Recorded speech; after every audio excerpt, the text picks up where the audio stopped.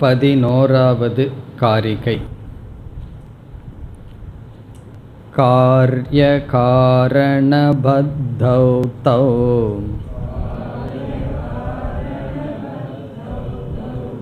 இஷ்யேதே விஸ்வதைஜசோ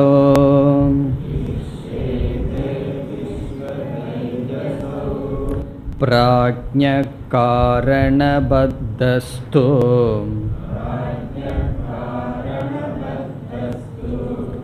த்வௌ தௌ துர்யேன சித்யதஹ.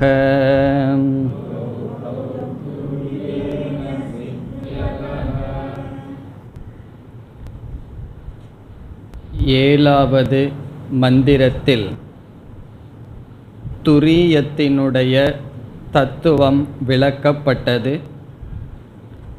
நாந்த பிரக்ஞம் ந பகிஷ்பிரக்ஞம் என்ற விதத்தில் அதத் வியாவிருத்தி ரூபம் அல்லது நிஷேதமுகம் என்ற விதத்தில் எது துரியம் அல்ல என்று விளக்கப்பட்டு, பிறகு நேரடியாக சாந்தம் சிவம் அத்வைதம் ச ஆத்மா ச விக்ஞேயக என்று முடிக்கப்பட்டது. அதை விதிமுகம் என்று பார்த்தோம். பிறகு எட்டாவது மந்திரத்திற்கு செல்வதற்கு முன் கௌடபாதர் 10 முதல் 18 காரிகை வரை ஏழாவது மந்திரத்தை விளக்குகின்றார். ஏழாவது மந்திரத்தில் உள்ள ஒவ்வொரு சொல்லையும் ஆசிரியர் இங்கு விளக்கவில்லை. தாத்பரியமாக இந்த காரிகைகளில் அவர் பேசுகின்றார்.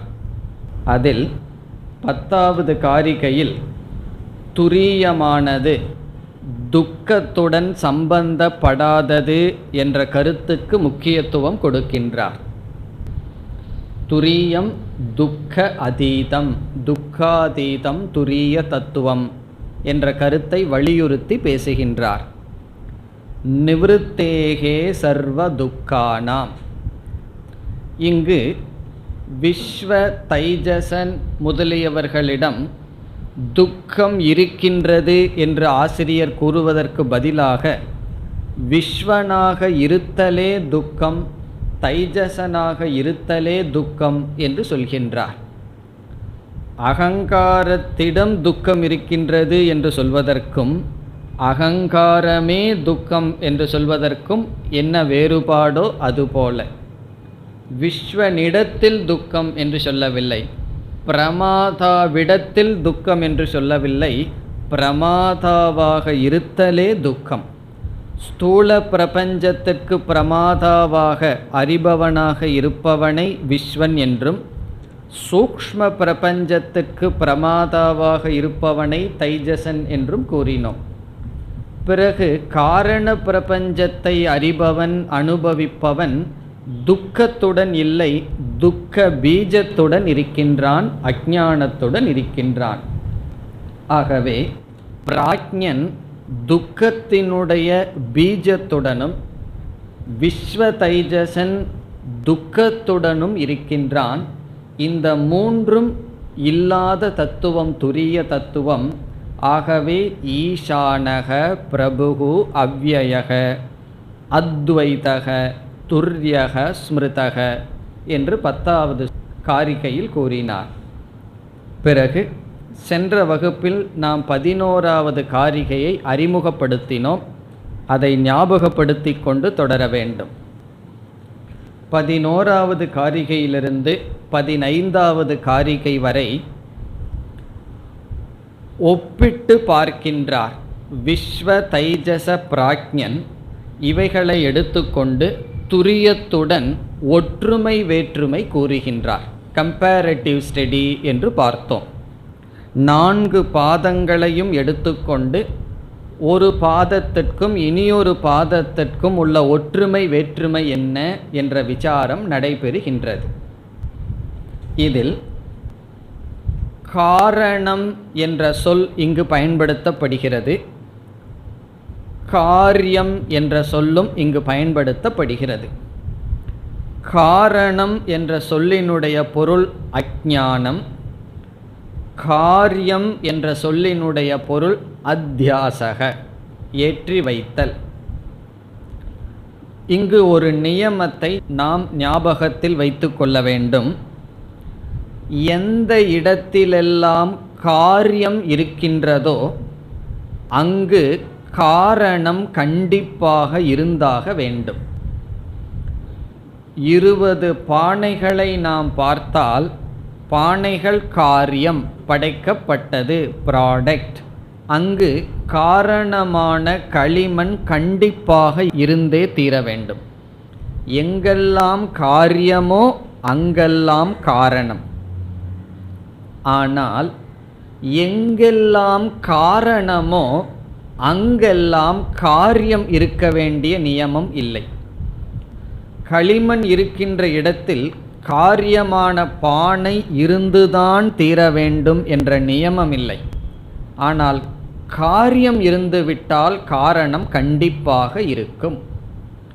எங்கெல்லாம் காரியமோ காரணமும் அங்கு இருக்கும்.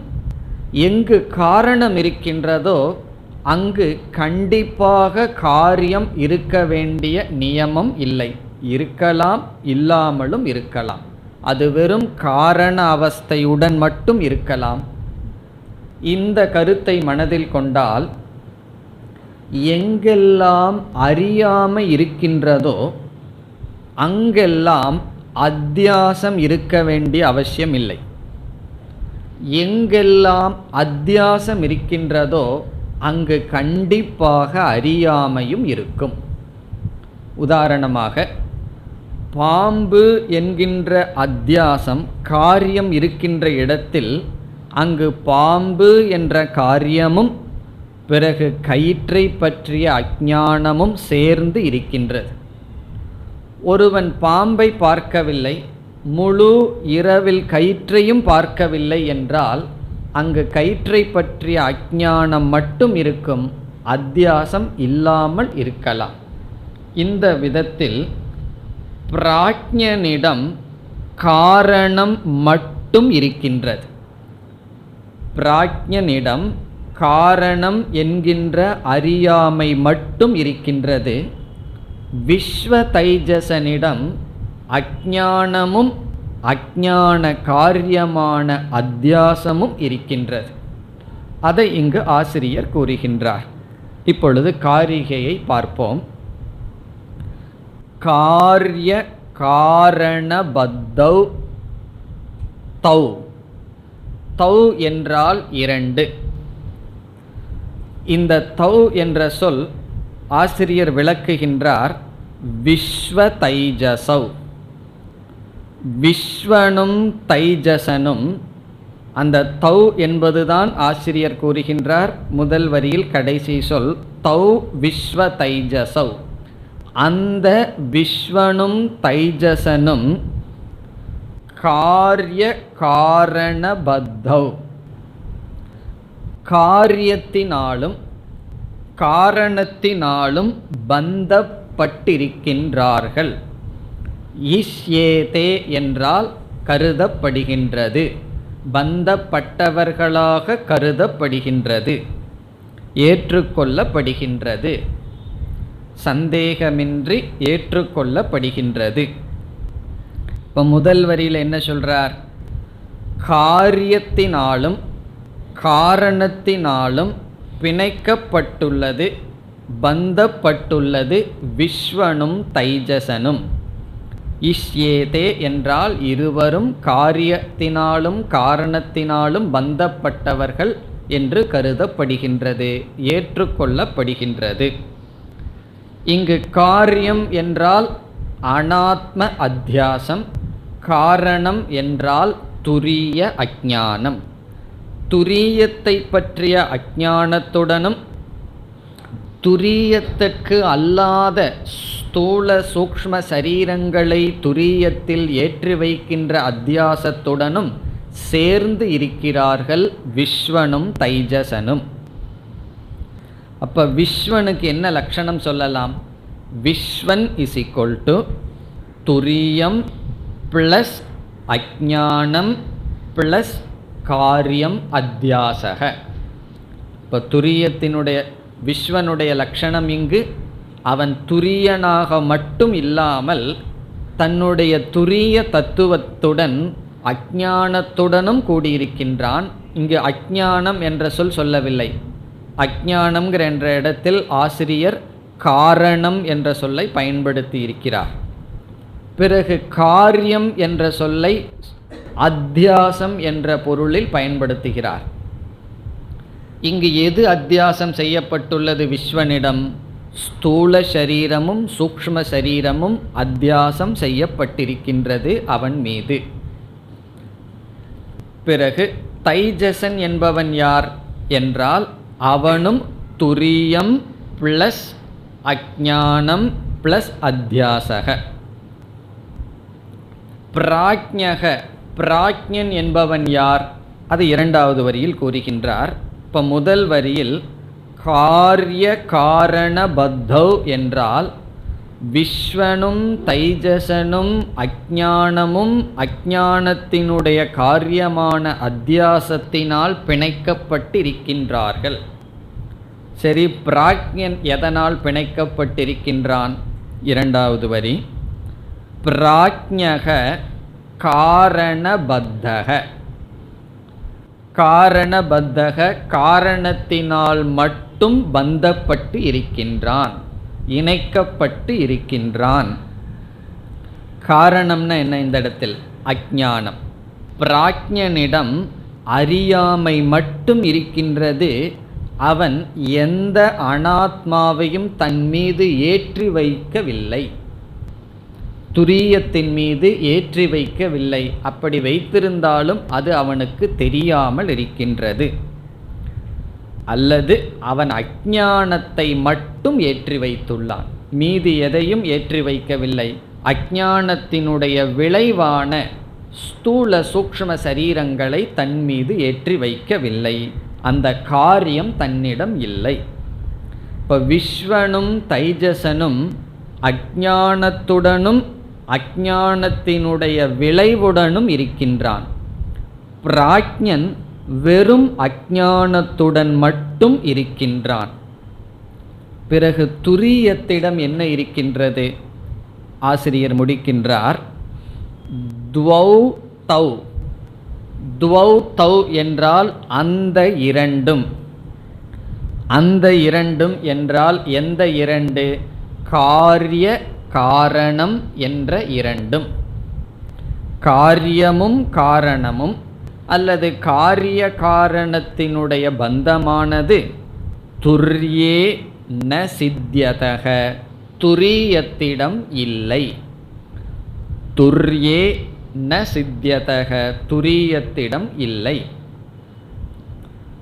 துரியம் என்று சொன்னாலும் துர்யம் என்று சொன்னாலும் சதுர்த்தம் என்று சொன்னாலும் ஒரே பொருள். இந்த ஸ்லோகத்தில் இடம் இல்லைங்கிறதுனால மீட்டர் சரியாக வராதுங்கிறதுனால துர்யம்ங்கிற வார்த்தையை பயன்படுத்துகிறார். துரியம் துர்யம் சதுர்த்தம் எல்லாத்துக்கும் ஒரே பொருள்.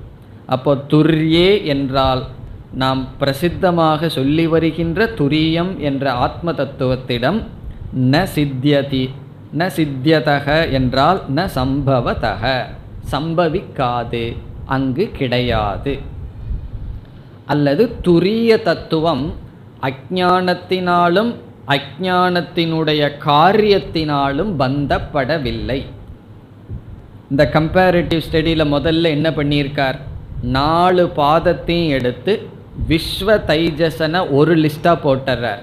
விஸ்வனும் தைஜசனும் அஞ்ஞானத்தினாலும் அஞ்ஞான காரியத்தினாலும் பந்தப்பட்டு இருக்கிறார்கள். பிராக்ஞனோ வெறும் அஞ்ஞானத்தினால் மட்டும் பந்தப்பட்டிருக்கின்றான்.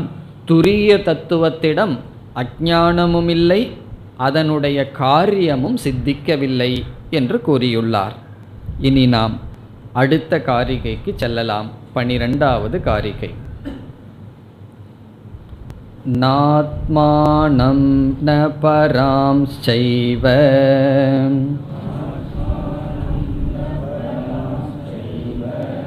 ந சத்யம் நாபி சான்ருதம்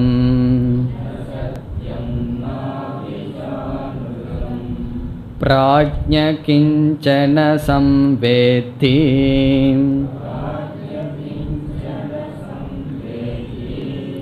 துர்யம் தத் சர்வத்ருக் சதா.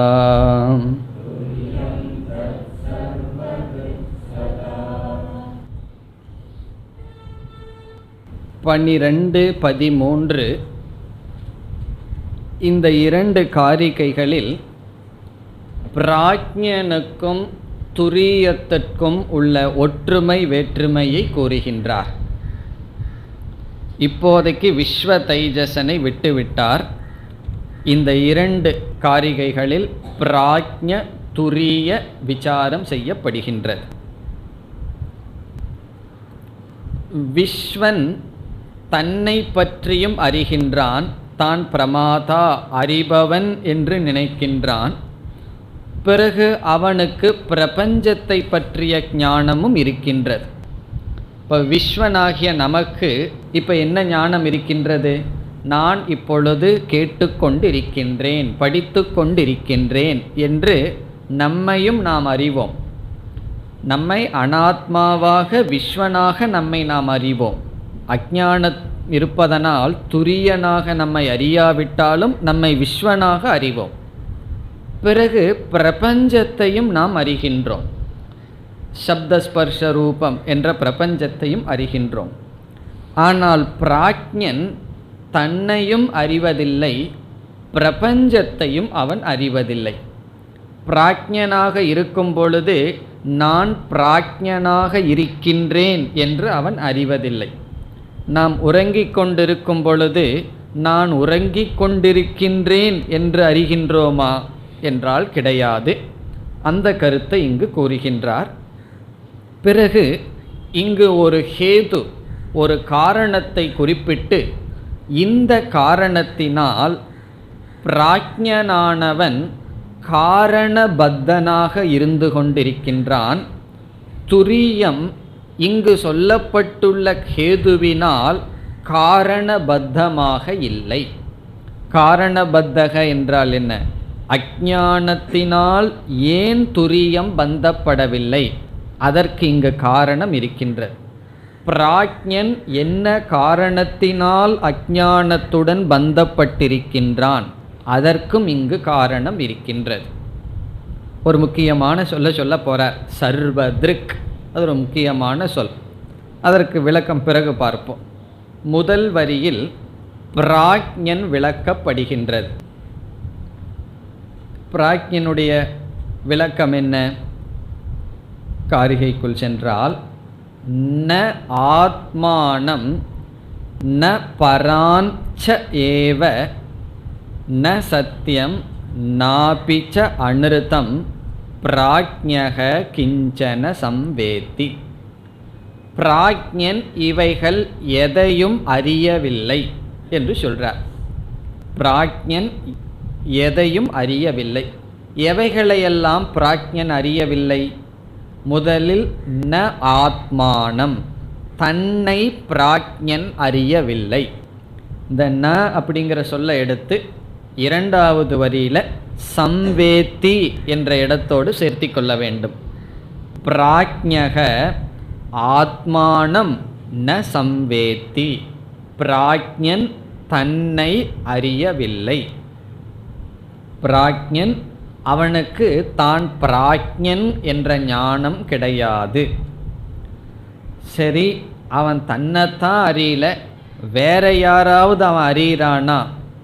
ந பராஞ்ச ஏவ.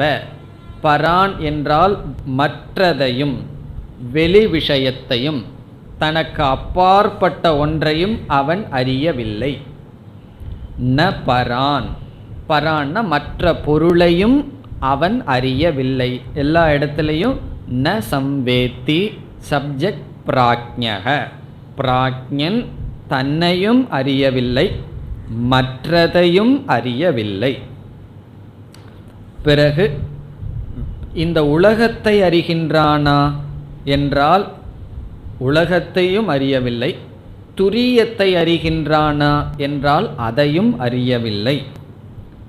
ந சத்தியம், இந்த இடத்துல சத்தியம்ங்கிற சொல்லுக்கு பொருள் துரியம். ந சத்தியம் சம்வேத்தி, பிராக்ஞன் சத்தியத்தையும் அறியவில்லை. சத்தியம்னு சொன்னால் உண்மை, உண்மையாக இருக்கிறது என்ன? துரியம் தானே. ஆகவே துரியத்தையும் அவன் அறியவில்லை. இல்லைன்னா சில பேர்த்துக்கு ஒரு எண்ணம் வரும், நான் தூக்கத்தில் பிரம்மத்தை தெரிஞ்சிட்டு இருக்கிறேனே என்ற எண்ணம் வரலாம். கிடையாது. ஆழ்ந்த உறக்கத்தில் நாம் பிராக்ஞனாக இருக்கும் பொழுது சத்தியத்தையும் நாம் அறியவில்லை, துரியத்தையும் அறியவில்லை. சரி, உண்மையை அறியவில்லைன்னா பொய்யை அறிஞ்சிட்ருக்கிறோமான்னா அதுவும் இல்லை. நாபிச்ச அனிருத்தம். அனிருத்தம் என்றால் பிரபஞ்சம், பொய். பொய் என்ன? பிரபஞ்சம். அனிருதத்தையும் அறியவில்லை. ந சம்பேத்தி. அனிருத்தமாக இருக்கிறது இந்த ஜெகத், மித்யாவாக இருக்கின்ற பிரபஞ்சத்தையும் அவன் அறியவில்லை.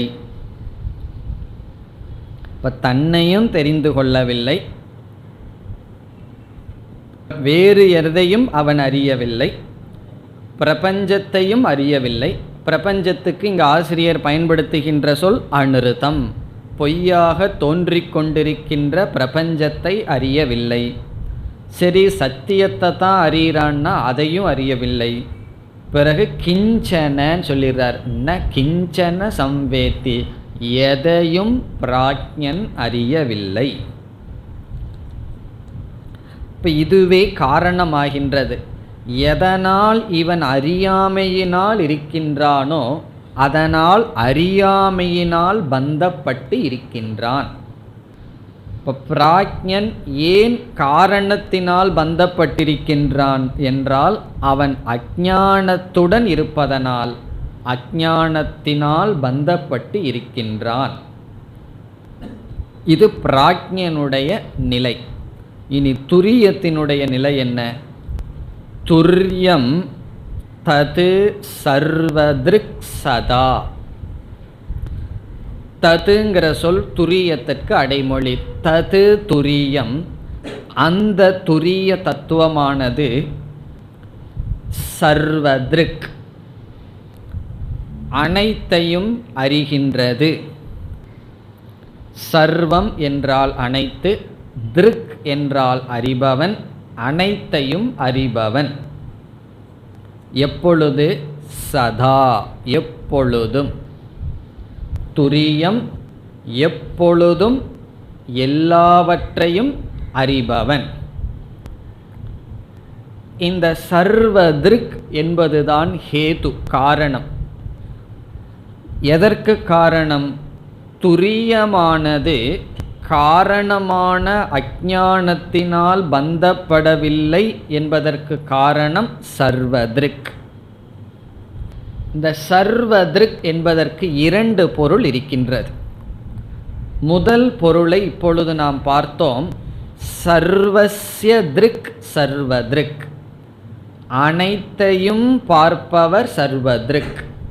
அது முதல் பொருள் நம்ம பார்த்தது. சர்வம்னா அனைத்தும், சர்வஸ்ய என்றால் அனைத்தையும், திருக் என்றால் பார்ப்பவர், அனைத்தையும் பிரகாசப்படுத்துபவர் என்று பொருள். இந்த இடத்தில் அனைத்தும் என்ற சொல்லில் முக்கியமாக அஞ்ஞானம் இடம்பெறுகின்றது. அஞ்ஞானத்தையும் பிரகாசப்படுத்துபவர். பிராக்ஞன் அப்படி இல்லை, அஞ்ஞானத்தினால் பந்தப்பட்டவன், அஞ்ஞானத்தினால் மூடப்பட்டவன். ஆனால் துரியம் அஞ்ஞானத்தையும் பிரகாசப்படுத்துகின்றது. அது எப்படி தெரியுது உங்களுக்கு? துரியம் அஞ்ஞானத்தையும் பிரகாசப்படுத்துகிறது என்றால், அவன் பிராக்ஞனாக இருந்து வெளியே வந்தவுடன் அந்த அனுபவத்தை ஒருவன் பார்த்திருக்க வேண்டும். அதனால் தான் விஸ்வனாக இருக்கின்ற துரியன் என்ன சொல்கின்றான்? நான் அறியாமையில் இருந்தேன் என்று சொல்கின்றான். அல்லது இப்பொழுது நம்மிடம் ஒரு பொருளை காட்டி, அல்லது சைனீஸ் லாங்குவேஜ் தெரியுமா, சைனா மொழி தெரியுமா என்று சொன்னால் நம்ம என்ன சொல்கிறோம்? தெரியவில்லை என்று சொல்கிறோம். இந்த அறியாமையை, தெரியாததை யார் காட்டுகின்றார் என்றால் துரியம். இப்போ சர்வஸ்ய திருக் என்றால் இங்கு அஞ்ஞானத்தையும் பிரகாசப்படுத்துவது துரியம். அதனால் என்னன்னா அஞ்ஞானத்தினால் பந்தப்படாதவர். நான் எதை பிரகாசப்படுத்துகின்றேனோ அதனால் எனக்கு பந்தம் இல்லை. பிரகாசப்படுத்தி அதில் ஏதாவது மமகாரம் வச்சிருந்தா பந்தம் வரும். இப்போ நான் இந்த புஸ்தகத்தை பிரகாசப்படுத்துகின்றேன், அதனால் எனக்கு உண்மையில் பந்தம் இருக்கக்கூடாது. காரணம் என்ன? இது எனக்கு அந்நியமானது. இதில் மமத்துவம் இருந்ததுன்னா துக்கம் வரும். ஆனால் மமத்துவம் இல்லாமல் பிரகாசப்படுத்துவது என்னோடு சம்பந்தப்பட்டது அல்ல. திருக் வேறு, திருஷ்யம் வேறு. இது ஒரு பொருள். இனி ஒரு பொருள் என்னவென்றால், சர்வஸ்ய திருக் என்று சொல்வதற்கு பதிலாக சர்வம் ச திருக்ச, அது சர்வமாகவும் இருக்கின்றது, திருக்காகவும் இருக்கின்றது. சர்வம் ச திருக்ச என்றால் சர்வம்னா அனைத்து, துரியம் அதுவே அனைத்தாகவும் இருக்கின்றது, அதுவே அறிபவனாகவும் இருக்கின்றது. அனைத்தையும் பார்ப்பவன்கிறது முதல் பொருள். அனைத்தாகவும் இருந்து கொண்டு பார்ப்பவனாகவும் இருந்து கொண்டிருப்பது துரியம். அப்ப இதை எப்படி பிரிக்கிறோம்? சர்வம் ச திருக்ச, சர்வமாகவும் திருக்காகவும் இருக்கின்றது. இதிலிருந்து நமக்கு என்ன கிடைக்குதுன்னு சொன்னா, துரியமே அனைத்தாகவும் இருக்கின்றதனால் துரியத்தை தாண்டி இரண்டாவது பொருள் இல்லை துரியத்தை பந்தப்படுத்த. இப்போ அனைத்தாகவும் துரியம் இருந்து கொண்டு பிறகு அறிவு சொரூபமாகவும் இருக்கின்றது. அந்த அனைத்துன்னு சொன்னால் ஜாகிரத் முதலிய பிரபஞ்சத்தில் இருக்கிற அனைத்து நாம ரூபங்களும் தன் மீது ஏற்றி வைத்து கொண்டு இருக்கின்றது துரியம். அப்போ துரியந்தான் விஸ்வனாகவும் தைஜசனாகவும் பிராக்ஞனாகவும் அதனுடைய விஷயங்களாகவும் இருந்து கொண்டிருக்கின்றது. துரியத்திற்கு மேலாக ஒன்றும் கிடையாது. இது கொஞ்சம் ஹையர் திருஷ்டி, மேலான பார்வை. கொஞ்சம் கவனமாக கேட்டால் தான், சிந்தித்தால்தான் புரியும். துரியமே அனைத்துமாக இருக்கின்றது, அதுவே அனைத்து நாம ரூபங்களை தன்னிடம் வைத்துள்ளது. துரியத்திற்கு வேறாக இரண்டாவது தத்துவம் கிடையாது. எப்பொழுதுனா சதா, ஆல்வேஸ், எப்பொழுதும். இல்லைன்னா சில பேர் என்ன சொல்லுவார்கள், பிரளய காலத்தில் துரியம் அத்வைதமாக இருக்கட்டும், சிருஷ்டி காலத்தில் துரியம் துவைதமாக இருக்கட்டுமே. எல்லா காலத்திலும் சதா சர்வதிருக், எப்பொழுதும் சர்வமாகவும் திருக்காகவும் இருப்பதனால் துரியத்தை பந்தப்படுத்த இரண்டாவது வஸ்து இல்லை. அல்லது அனைத்தையும் பார்ப்பதனால் அஞ்ஞானத்தையும் சேர்ந்து பார்ப்பதனால் அஞ்ஞானம் துரியத்தை பந்தப்படுத்தாது. பிராக்ஞன் அஞ்ஞானத்தை பிரகாசப்படுத்துபவன் அல்ல, அஞ்ஞானத்தினால் மூடப்பட்டவனாக இருக்கின்றான். இப்போ இந்த காரிகையினுடைய சாரம், பிராக்ஞன் அனைத்தையும் அறிபவன் அல்ல, அவன் எதையும் அறிபவன் அல்ல, அறியாமையினால் மூடப்பட்டவன். துரியம் அனைத்தையும் அறிகின்ற காரணத்தினால் அஞ்ஞானத்தினால் பந்தப்படவில்லை. இனி 13வது காரிகை. துவைதஸ்யாக்ரஹணம் துல்யம்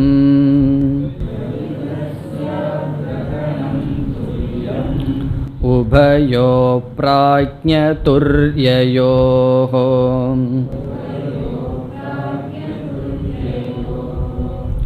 பீஜநித்ராயுத ப்ராஜ்ஞஹ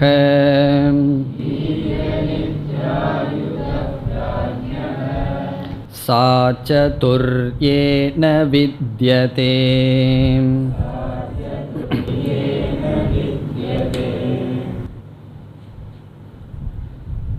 முதல் வரியில் பிராக்ஞனுக்கும் துரியத்திற்கும் உள்ள ஒற்றுமை பேசப்படுகிறது.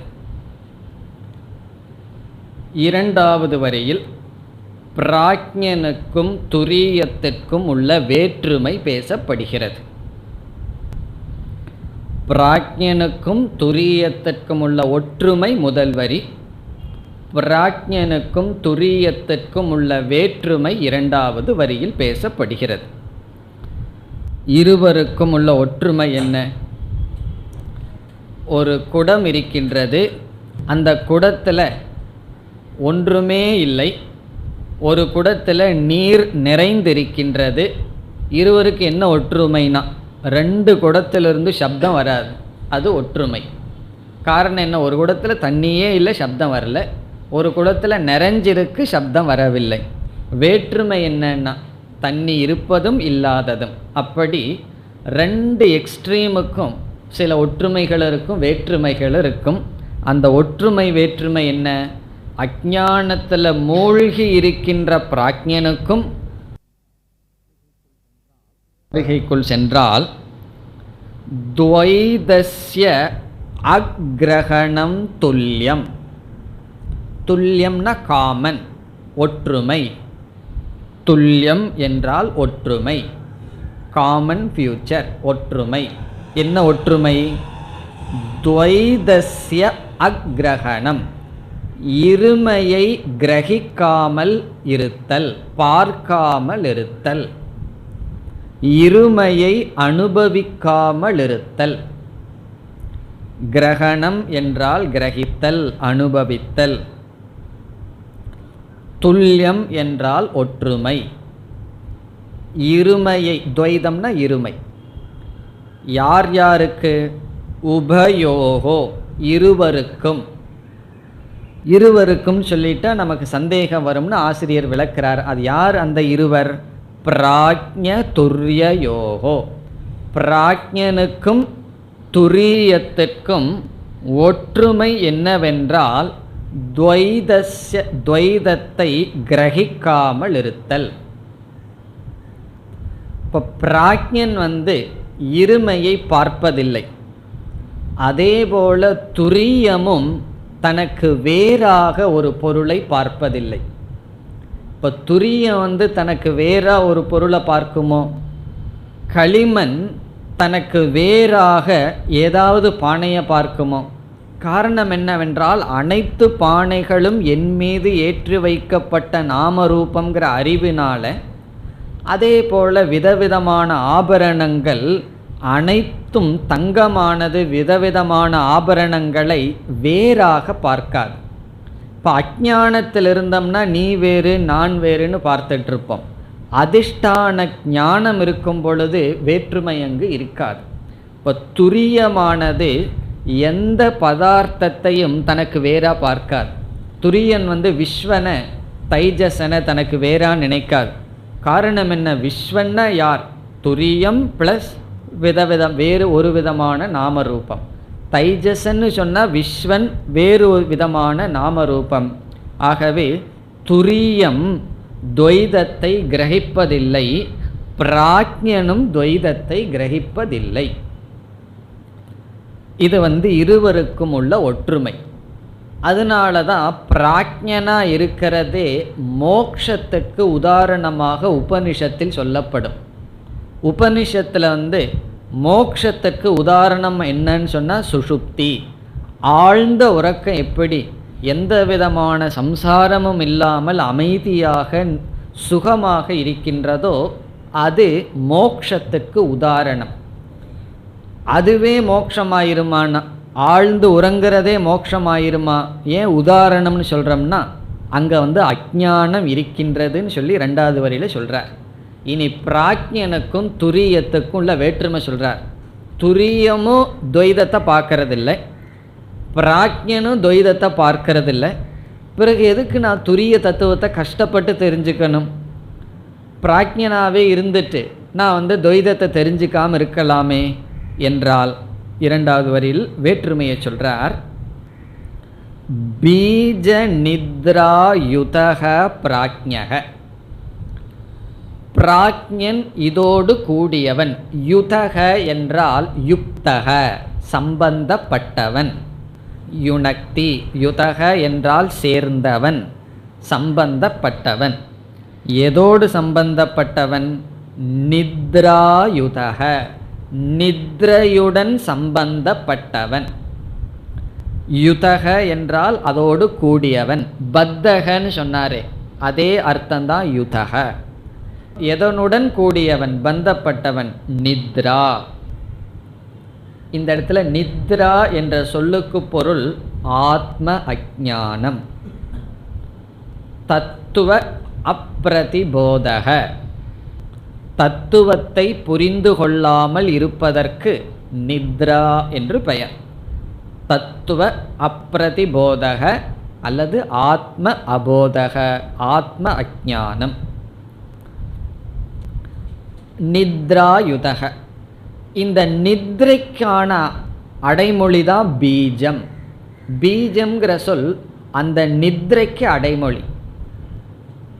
பீஜ ரூபமான ஆத்ம அஜ்ஞானத்துடன் கூடியவன்.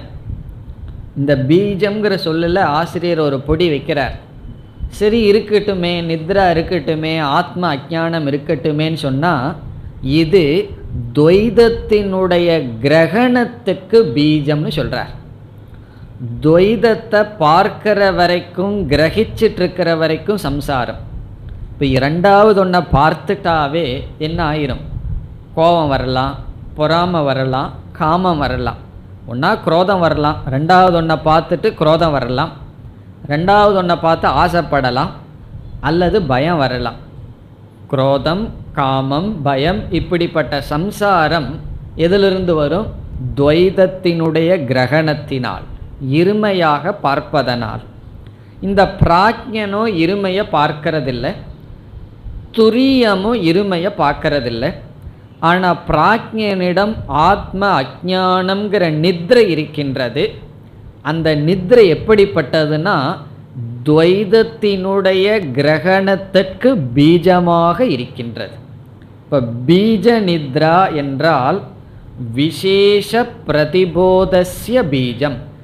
விசேஷ பிரதிபோதம்னா விதவிதமான துவைத கிரகணத்துக்கு காரணமாக இருப்பது. இப்போ நித்ரா ஏவ பீஜம். நித்ரை என்கின்ற காரணம். பீஜம்னா விதை, சீடு. பீஜம்னா விதை. எதற்கு விதையாக இருக்கின்றது? விசேஷ பிரதிபோதம். விசேஷ பிரதிபோதம்னா துவைத கிரகணம். துவைதத்தை கிரகணம் செய்வதற்கு காரணமாக இருக்கிறது. தைஜசனு விஸ்வனு சம்சாரத்தை அனுபவிச்சுட்டு வர்றான். கனவுலையாவது நம்ம விரும்பின கனவு வருதுன்னா அதுவும் வர்றதில்லை. அங்கேயும் வெயில் உட்கார்ந்துட்டு இருக்கிற மாதிரி தான் கனவு வருது. காலையிலேருந்து சாயந்தரத்து வரைக்கும் வேந்து கனவுலையும் ஃபேன் ஆஃப் ஆகிடுது, அந்த மாதிரி வருது. அப்போ என்னன்னா கனவுலையும் துக்கம் சம்சாரம், நினைவிலையும் சம்சாரம். இப்போ விஸ்வனாகவும் தைஜசனாகவே இருந்து சம்சாரத்தை நல்லா அனுபவிச்சுட்டு பிராக்ஞன் எதற்குன்னு சொன்னால் சம்சாரத்தை மீண்டும் நல்லா அனுபவிக்கிறதுக்கு ரெஸ்ட், அவ்வளோதான். அந்த காலத்துல எல்லாம் நம்ம குழந்தையாக இருக்கும்போது பயப்படுத்துவார்கள். எப்படி பயப்படுத்துவார்கள்னா, நீ எல்லாம் தப்பு பண்ணிட்டேன்னு சொன்னீங்கன்னா ஒரு அண்டா நிறையா எண்ணெயை காய்ச்சி அதில் போடுவார்கள். பிறகு நல்லா உனக்கு வெந்து எந்திரிச்சிருவேன். அதுக்கப்புறம் மீண்டும் உயிரை கொடுத்துருவாராம். யார்? யமதர்மராஜா. மீண்டும் அதே போல் பழைய உடம்பை கொடுத்து மீண்டும் அண்டாவில் போட்டு எடுப்பார்கள். ஒரு முறை போட்டு எடுத்தா செத்துருவோமே, அப்படி உயிர் வந்து வந்து மீண்டும் நீ துக்கப்படுவாயின்னு சொல்லுவோம் அல்லவா, அப்படி சொல்வார்கள் அல்லவா. அதுபோல பிராக்ஞன்கிறவன் யாருன்னு சொன்னால் சம்சாரத்தை நல்லா அனுபவித்து டயர்ட் ஆகிட்டான், மீண்டும் சம்சாரத்தை அனுபவிக்கிறதுக்கு ஒரு ரெஸ்ட் வேணுமே, அவன்தான் பிராக்ஞன். தூங்கி எந்திரிச்சு ஃப்ரெஷ்ஷாக சம்சாரத்தை அனுபவிக்க போகிறோம். காலையிலேருந்து சாயந்தரத்து வரைக்கும் காமக்ரோதத்துக்குள்ளேயே இருந்து சம்சாரத்தை அனுபவிச்சாச்சு. இதற்கு மேலேயும் துக்கப்படுறதுக்கு வாய்ப்பு இல்லை. சரி கொஞ்சம் ஓய்வெடு, நாளை காலையில் துக்கத்தை ஆரம்பிச்சிடலான்னு சொல்லி, அதான் அந்த பீஜம்ங்கிற சொல்லினுடைய விசேஷம். அந்த பீஜம் என்னன்னு சொன்னால் சம்சாரத்துக்கு காரணம் பிராக்ஞனிடம் இருக்கின்றது. இப்போ பீஜ நித்ரா யுதக பிராக்ஞக. இப்போ உறக்கம்னா என்னன்னா சம்சாரத்தை ஃப்ரெஷ்ஷாக அனுபவிக்கிற பகவான் நமக்கு கொடுக்கின்ற ரெஸ்ட், அதுதான் உறக்கம். அந்த உறக்கத்துடன் கூடியவன் பிராக்ஞன். இல்லைன்னா நமக்கு பிராக்ஞன் மீது பற்று வந்துடும். என்ன துவைதஸ்ய அக்ரகணம் துல்லியம்னு சொல்லிட்டார். பிராக்ஞனுக்கும் துவைதம் இல்லை, துரியத்துக்கும் துவைதம் இல்லைன்னா கஷ்டப்பட்டு துரிய தத்துவத்தை தெரிஞ்சு ஏன் துவைதத்தை நீக்கணும், பிராக்ஞனா இருந்தே துவைதத்தை நீக்கலாமே என்ற எண்ணம் தோன்றும். ஆனால் பீஜ நித்ரா யுதக, துவைத கிரகணம் சம்சார அனுபவத்திற்கு பீஜத்தை உடையவனாக பிராக்ஞன் இருக்கின்றான். அந்த நித்ரா என்ன? ஆத்ம அஜ்ஞானம், துரிய அஜ்ஞானம். இந்த அஜ்ஞானம் துரியத்திடம் இருக்கின்றதா? சாச்ச துர்யே ந வித்யதே, அது துரியத்திடம் கிடையாது. சா என்றால் அது, அது என்றால் பீஜ நித்ரா. சா பீஜ நித்ரா, பீஜரூபமான அஜ்ஞானம் துர்யே துரிய தத்துவத்திடம் ந வித்யதே இல்லை. இந்த இடத்துல துர்யேங்கிற சொல்லுக்கு ரெண்டு பொருள் எடுத்துக்கலாம். ஒன்று துரியம்ங்கிற தத்துவம், இனி ஒன்று துரிய தத்துவத்தை புரிந்த ஞானி. அந்த ஞானியினிடத்தில் கிடையாது. இப்போ ஆசிரியர் கௌடபாதர் ஞானி அல்லது துரியம் ரெண்டையும் ஒன்றாகவே பேசுகிறார். அப்பப்போ பகவான் கீதையில் ஞானி து ஆத்மைவ மேமதம் சொல்லுவார். நான் வேற ஞானி வேற அல்லன்னு பகவான் கீதையில் சொல்வார் அல்லவா? அதுபோல் இங்கு துரியம் வேறு ஞானி வேறு அல்ல. இப்போ ஞானியினிடத்தில் எது இல்லை? அவனுக்கு துவைதத்தினுடைய கிரகணமும் கிடையாது, அதற்கான பீஜமும் கிடையாது. இங்கேயும் ஒரு கருத்து இருக்கு. ஞானிக்கு துவைதத்தினுடைய கிரகணம் எப்போ இல்லைன்னா, அவன் விஸ்வனா இருக்கும்போதும் கிடையாது, தைஜசனா இருக்கும்போதும் கிடையாது. காரணம் என்ன? பார்க்கின்ற துவைதமெல்லாம் மித்தியான்னு புரிஞ்சு அவனுக்கு அத்வைத திருஷ்டி இருக்கின்ற காரணத்தினால் சர்வதா திருக், சர்வதிருக் சதா, அவன் எப்பொழுதும் துவைத அக்ரகணத்திலேயே இருக்கின்றான். பிறகு இவ்வளவு துவைதத்தை பார்க்கிறானேன்னு சொன்னான், அது வெறும் கண்ணு பார்க்கின்றது, அறிவானது அத்வைதத்தில் இருக்கின்றது. இப்போ ஞானியினிடம் என்று கொண்டாலும் துரிய தத்துவத்திடம் என்று கொண்டாலும் அங்கு என்ன இல்லை? அஞ்ஞானம் என்பது இல்லை. துவைதத்தை கிரகிக்கின்ற, துவைத கிரகணத்திற்கு பீஜமாக இருக்கின்ற அஞ்ஞானம் இல்லை. 12, 13 ரெண்டுலேயும் ஆசிரியர் ஒரே கருத்தை தான் சொல்லியிருக்கார். ஆனால் இங்கே என்ன பொடி வச்சிருக்கார்? பீஜ நித்ராங்கிற வார்த்தை அறிமுகப்படுத்தியிருக்கார். இந்த துவைதத்தினுடைய கிரகணத்திற்கு, சம்சாரத்திற்கு மூல காரணமாக இருப்பது ஆத்ம அஜ்ஞானம். அது ஞானியினிடத்திலோ அல்லது துரியத்தினிடத்திலோ கிடையாது. துவைதஸ்ய அக்ரஹணம் துல்லியம் உபயோகோ பிராக்ஞ துரியயோகோ. பிராக்ஞனிடத்திலும் துரியனிடத்திலும் இருமையின் அக்ரஹணம் சமம். இருப்பினும் பிராக்ஞனிடம் இருமையை பார்க்கின்ற பீஜம் இருக்கின்றது, துரியத்திடம் அது கிடையாது. இனி அடுத்த காரிகை 14. சொப்ன நித்ராயுதாவாத்யோ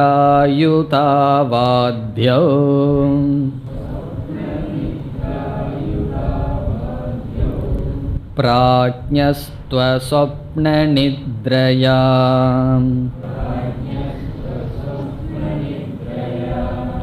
ந நித்ராம் நைவ ச சொப்னம்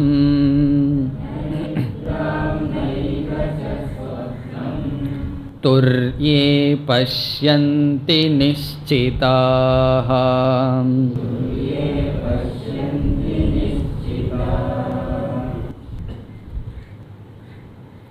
11வது காரிகையில் சொன்ன கருத்தை இங்கு குறிப்பிடுகின்றார். வேறு ஒரு புதிய கருத்தையும் சேர்த்து கொள்கின்றார்.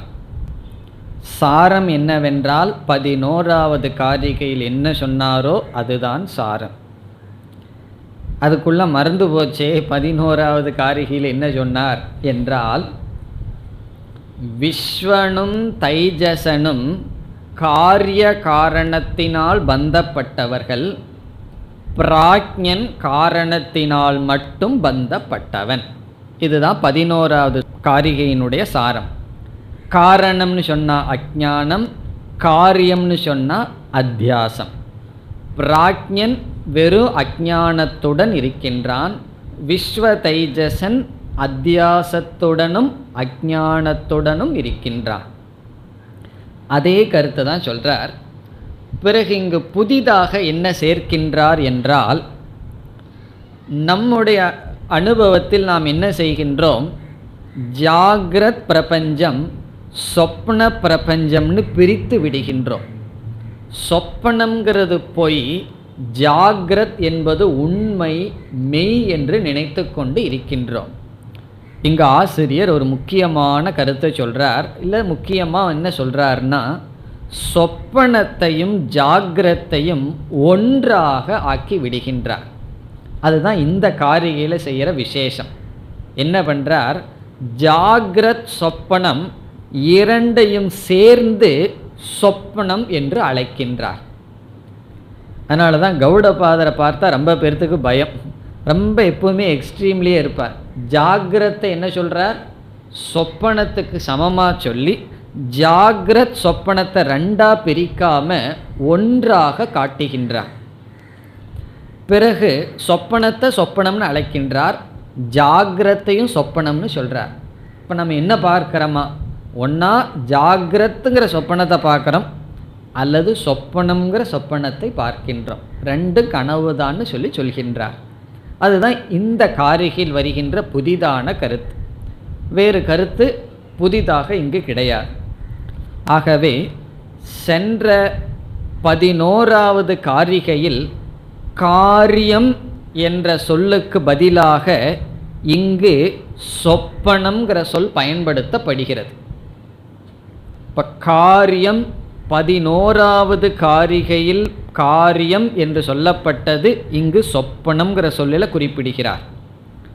பிறகு அதே காரிகையில் 11இல் காரணம் என்று சொல்லப்பட்ட சொல்லுக்கு இந்த காரிகையில் நித்ரா என்ற சொல்லில் அழைக்கின்றார். புதிய சொல் பயன்படுத்தப்படுகிறது. இப்போ காரியம் 11வது காரிகையினுடைய காரியம், 14வது காரிகையில் சொப்பனம். இப்போ சொப்பனம் இஸ் ஈக்குவல் டுன்னு எழுதிக்கணும், ஜாகிரத் ப்ளஸ் சொப்பனம். சொப்பனம்ங்கிறது இங்கே எதை சொல்கிறாருன்னா ஜாகிரத் ப்ளஸ் சொப்பனம், சொப்பனம். பிறகு அந்த காரிகையில் காரணம்னு எதை சொல்கிறாரோ அந்த காரணத்துங்கிற சொல்லுக்கு பதிலாக நித்ராங்கிற சொல்ல பயன்படுத்துகிறார்.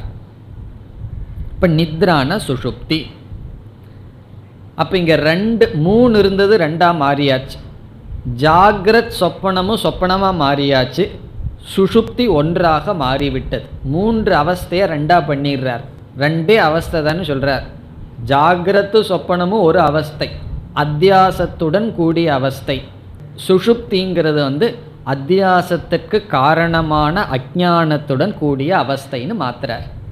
பிறகு என்ன சொல்றார், இங்கு சொல்லப்பட்ட சொப்பனம் ஜாகிரத் சொப்பனம், பிறகு இங்கு சொல்லப்பட்ட நித்ரா, இந்த இரண்டும் யாரிடம், துரியத்திடம் இல்லை என்று சொல்கின்றார். இனி நாம் காரிகைக்குள் சென்றால், சொப்பன நித்ரா யுதௌ ஆத்யௌ. ஆத்யௌ என்றால் முதல் 2. முதல் இரண்டுனா யார், விஸ்வனும் தைஜசனும்.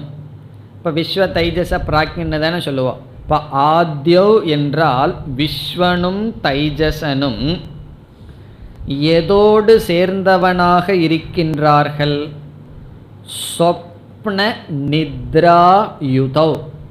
இப்போ சொப்பனம்ங்கிற சொல்லில் ஜாகிரத்தும் அடங்குகிறது, சொப்பனமும் அடங்குகின்றது, விழிப்பும் அடங்குகின்றது, கனவும் அடங்குகின்றது.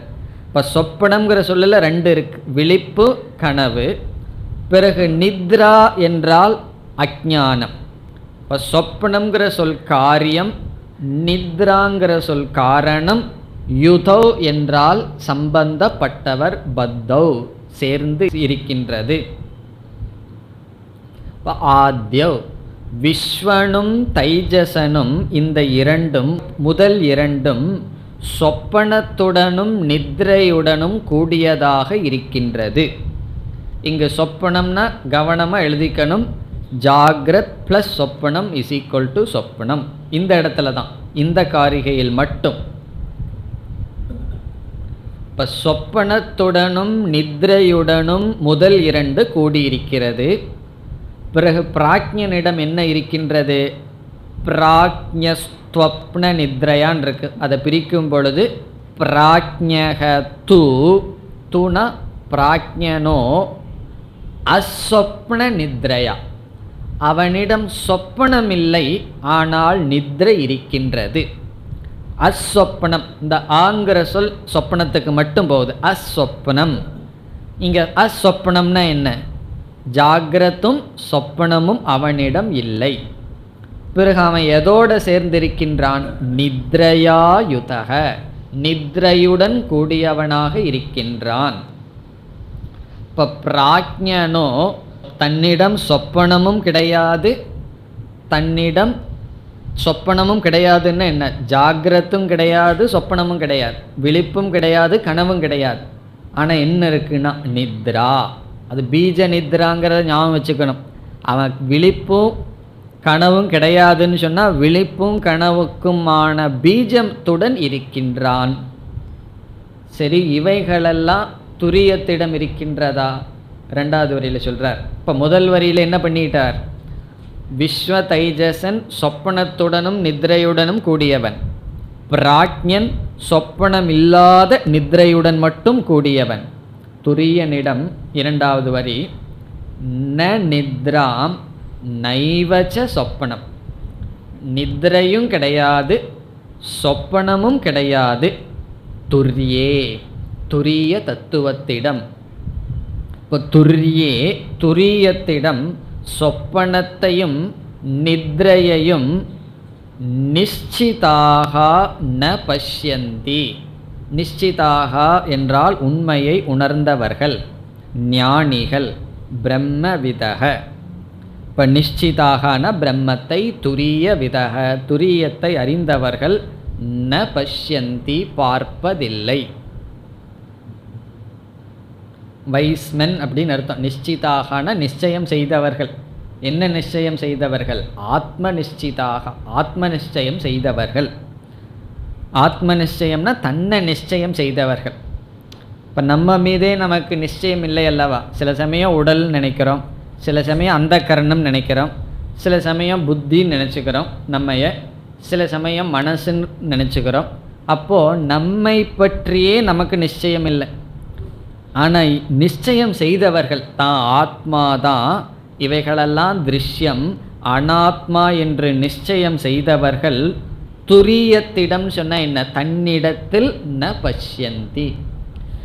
இந்த நிச்சயம் செய்கிற ஞானிகளெல்லாம் துரியங்கிற ஏதோ தத்துவத்திடம் நித்ரையையும் சொப்பனத்தையும் பார்க்கலின்னு அர்த்தம் அல்ல. இந்த இடத்துல அவர்கள் தன்னை துரியம்னு நிச்சயம் செய்தார்கள். அது எப்படி தெரியுதுன்னு சொன்னால், நாந்த பிரக்ஞத்தில் எப்படி முடிந்தது?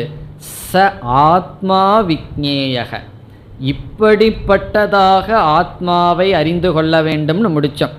நாந்த பிரக்ஞம் ந பகிஷ் பிரக்ஞம்னு சொல்லி பிரபஞ்சோபசமம் சாந்தம் சிவம் அத்வைதம் சதுர்த்தம் மன்யந்தே ச ஆத்மா. இப்படிப்பட்ட ஆத்மாவாக, ஆத்மாவை இப்படிப்பட்டதாக விக்ஞேயக, அப்படி அறிந்தவர்கள் துரியே என்று சொன்னால் தன்னிடத்தில் ந பஷ்யந்தி பார்ப்பதில்லை. இனி ஒரு சந்தேகம் வரலாம். அப்படி என்றால் எப்பொழுது ஒருவன் சொப்பனத்தை பார்க்கின்றான், எப்பொழுது நித்ரா வருகின்றது, எப்படி துரியத்தை அடைவது?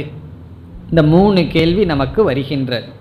15வது காரிகை அதற்கு பதில் சொல்கின்றது. இப்போ 15வது காரிகை எதற்கு பதில் சொல்கின்றது?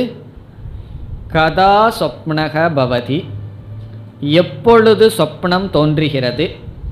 இந்த இடத்துல சொப்பனம்னு என்ன அர்த்தம்? ஜாகிரத் சொப்பனம். எப்பொழுது விழிப்பும் கனவும் தோன்றுகிறது, எப்பொழுது நித்ரையானது ஏற்படுகின்றது, அஞ்ஞானம் வருகின்றது, பிறகு இந்த இரண்டையும் நீக்கி துரிய பிராப்தி எப்படி அடைதல்? இப்போ கதா சொப்னக பவதி, கதா நித்ரா பவதி, கதம் துரிய பிராப்திஹி. இந்த 3 கேள்விக்கும் 15வது காரிகையில் பதில் கூறுகின்றார். அடுத்த வகுப்பில் பார்க்கலாம். ஓம் பூர்ணமத பூர்ணமிதம் பூர்ணாத் பூர்ணமுதச்யதே பூர்ணஸ்ய பூர்ணமாதாய பூர்ணமேவாவசிஷ்யதே. ஓம் சாந்தி சாந்தி சாந்தி.